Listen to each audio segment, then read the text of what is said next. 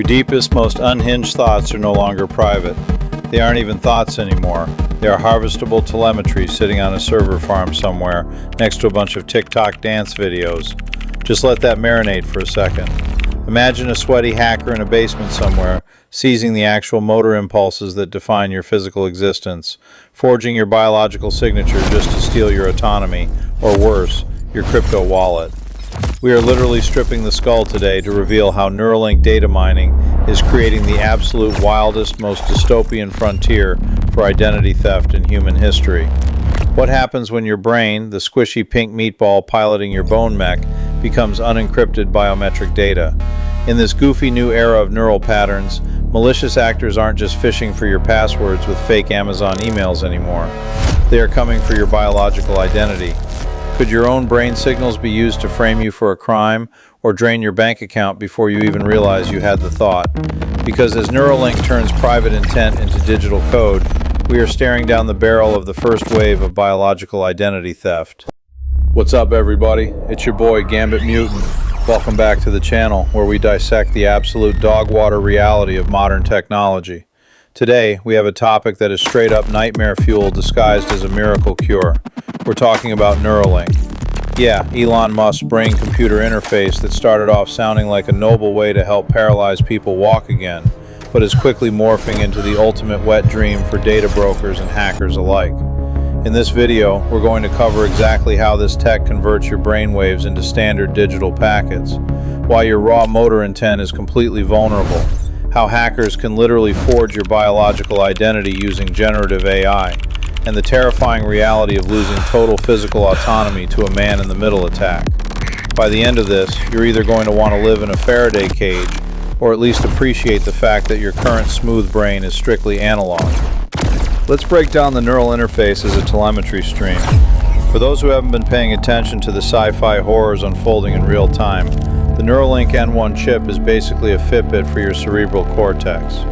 It has these tiny, ultra-thin threads that a sewing machine robot stitches directly into your brain's motor cortex.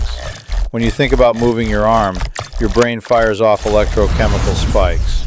The N1 chip reads those spikes, converts them into ones and zeros, and blasts them via Bluetooth to an external device. That's how Nolan Arbaugh, the first human patient back in 2024, was able to play Mario Kart and flex on people in Civilization 6 using just his thoughts. It was a massive medical breakthrough, and honestly good for him. It was a huge win. But here we are in 2026, and the narrative is shifting from medical necessity to commercial telemetry. You see, companies don't just want to cure ailments, they want to milk the data cow until its udders fall off. Every single motor intention you have is now being logged as a data point. When you think about clicking a mouse, that intention is a specific, unique electrical storm in your head. And here's the kicker. Your specific neural firing pattern is vastly more unique and identifiable than a fingerprint or an iris scan. A fingerprint is static. A neural pattern is a dynamic, living signature of how your specific brain processes intent. It is the ultimate biometric identifier. And we are just handing it over to the cloud like it's a terms of service agreement we didn't read. This brings us to the monumental goofiness of raw motor intent vulnerability. Let's talk about the lack of hardware-level encryption on these early alpha neural streams that are currently being archived. Imagine putting a screen door on a bank vault. That is essentially what we are doing with raw brain data right now. The signal interception potential here is absolutely astronomical. Because the chip has to transmit data wirelessly through your skull to a receiver, there is a window where that data is just floating in the air. Third parties with the right sniffing tools can intercept this stream. And because the brain is highly predictive, hackers can reconstruct your physical actions before you even fully execute them. The chip reads premotor impulses. It knows you are going to reach for your wallet before your hand actually moves. This isn't just a simple data leak where someone finds out your favorite color. This is the harvesting of subconscious preferences. If a hacker intercepts your feed while you're scrolling the internet, they can literally read the microspikes in your brain activity when you look at certain images or products. They will know your deepest, most degenerate desires before you even admit them to yourself. It is a complete violation of the inner sanctum. Now let's get into the mechanics of biological identity forgery. because this is where the script gets truly ridiculous. We already know that AI has gotten wildly out of hand.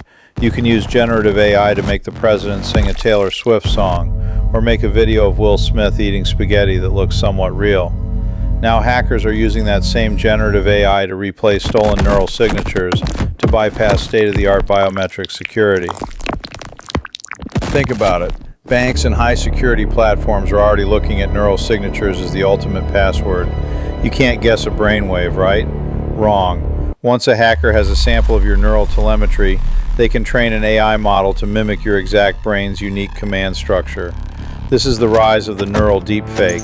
A malicious actor can spoof your brainwaves to authorize bank transactions, unlock smart cars, or access secure facilities.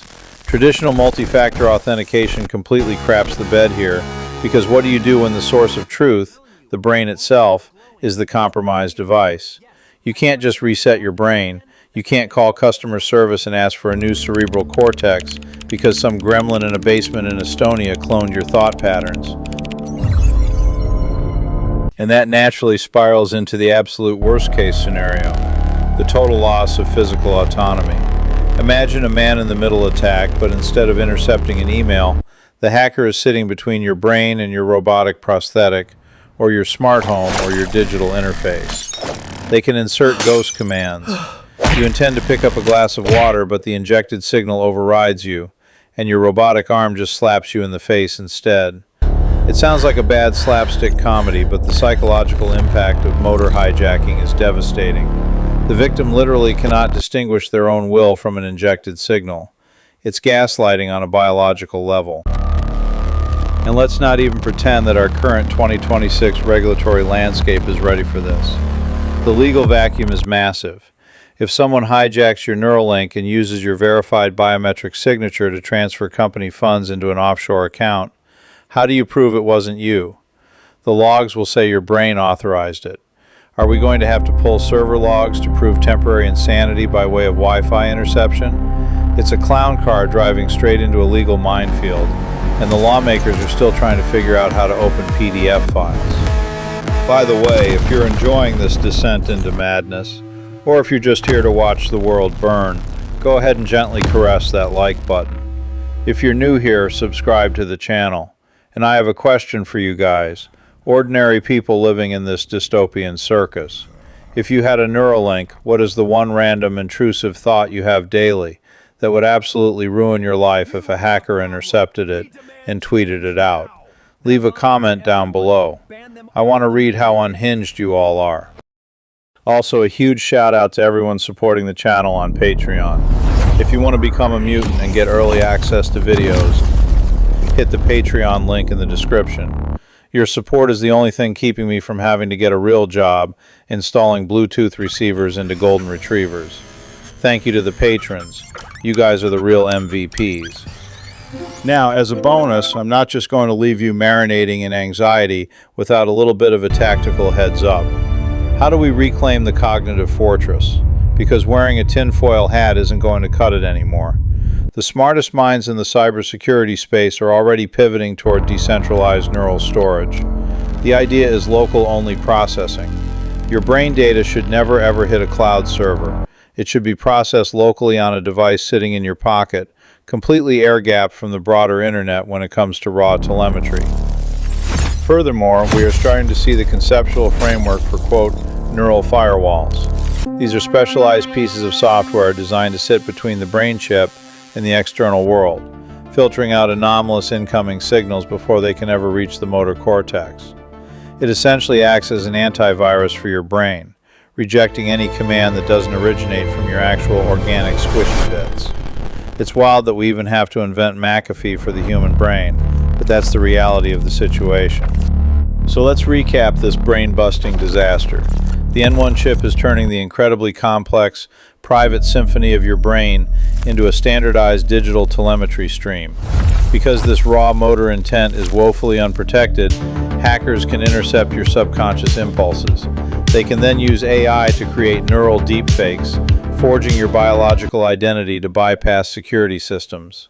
Ultimately, this opens the door to man-in-the-middle attacks where you lose physical autonomy, leaving you helpless in a legal system that has no idea how to prosecute a brainwave heist. We desperately need to establish cognitive liberty laws immediately, protecting the absolute sanctity of our biological signatures before this tech scales to the masses. Because once your brain is on the blockchain, there is no hitting undo. That's going to do it for this one. If you made it this far, you're a legend. Make sure to subscribe, click the like and hype buttons, and leave a comment down below with your thoughts on Neuralink's data mining. Seriously, engage with the video. It really helps the channel outpace the algorithm. Don't forget to become a mutant on Patreon, and a massive thank you to the fellow mutant patrons who already support this channel. Make sure you check out the Omega Level Mutant playlist on the screen right now for more tech analysis that will probably make you want to go live in the woods. Go click on one of those videos right now. Stay safe out there, protect your brain waves, and I will see you guys in the next one. Peace.